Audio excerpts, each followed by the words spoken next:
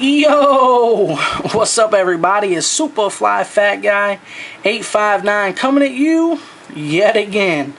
Alright guys, we're going to have another quick knife review. So this is, of course, if you don't know, the Buck 119.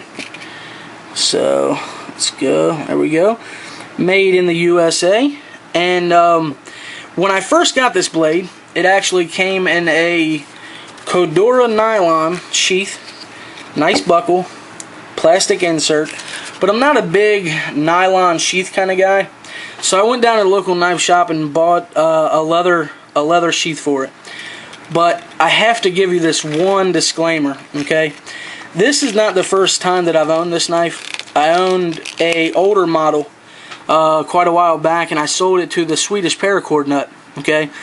That knife was a model from like 1995, and it came in a leather sheath also. And I have to admit, the leather sheath that was from then, far and worlds above this one. This one just feels extremely cheap, and I'm kind of dissatisfied with it, but I still like it better than that nylon. So let's go ahead and get into just some specs again that you can find anywhere. You got a 10.5 inch overall length on this blade. You have a 6-inch length blade here, and obviously it's a clip point or Bowie style, however you want to say it. It's got a lot of reach, and then this belly right here is phenomenal. Extremely sharp, but I do have to say that this blade right here, I don't have much use with. I haven't used it a whole lot. Now the one that I used to have that I sold, I had a lot of experience with it. Now, I'm not a hunter, and that's basically what this is primarily used for. I'm not a hunter, so I'm not out, you know, skinning game and what have you, but I have cut a lot of meat with it. I cut up a bunch of chicken. I can remember using it to cut up a steak that was just fresh off the grill, and it worked flawlessly in all of those instances. But I haven't cleaned game with it. I haven't done any bushcrafting with it. I'm not sure how it would hold up to maybe batoning, because I'm fairly certain it's only like a half length tang in there. Like I'm fairly, and it's a rat tail tang, but I'm pretty sure it only goes to maybe here. You know, maybe 2/3 of the handle. But I could be wrong on that, so don't hold me to that, but I think that's how it is. As far as ergonomics is concerned, it's so slick that it really, there's no hot spots at all. However, the size and width, I mean, you can just see the width of that handle. It's a fat handle, so if you have small hands, this might be a problem for you. I have medium hands, and I have big palms, but I have short, fat fingers.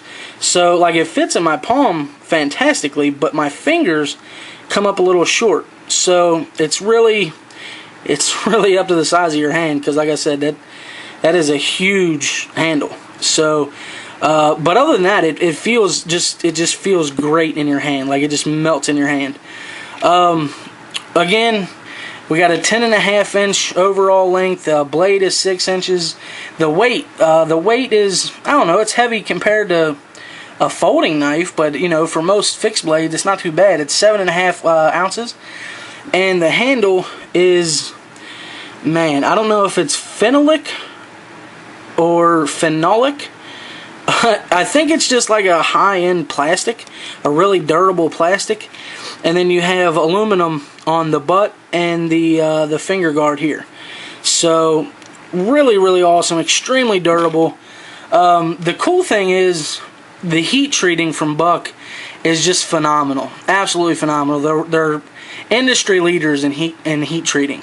So they actually have this little blurb on the back of the packaging, and it says, our Edge 2 2x technology ensures that your knife blade has a sharper edge, stays sharper longer, and is easier to resharpen. Which, you know, from the last knife that I had, which is basically the same model, if it's got the same heat treating as that, that's absolutely right, because I used and not really. I mean, you can ask Christian over there at the Swedish paracord nut. I didn't abuse it at all, but I used it heavily and just loved it. So overall, guys, I think this knife is phenomenal. For the money, I think you're going to pay like right around $50 or $60. They're kind of hard to find for some reason. They're not on Blade HQ. I don't think they're on Knife Works. I don't think they're on Cutlery Shop. I think the only place that I think I found it was Smoky Mountain Knife Works, and I want to say it was right around $60 there. But overall, again, my personal opinion, I love the knife. Absolutely love it. I'm so glad to have another one back into my collection, and I can't wait to get out and use it. It's a great blade, and overall, highly recommended. Alright guys, I think I pretty much covered everything.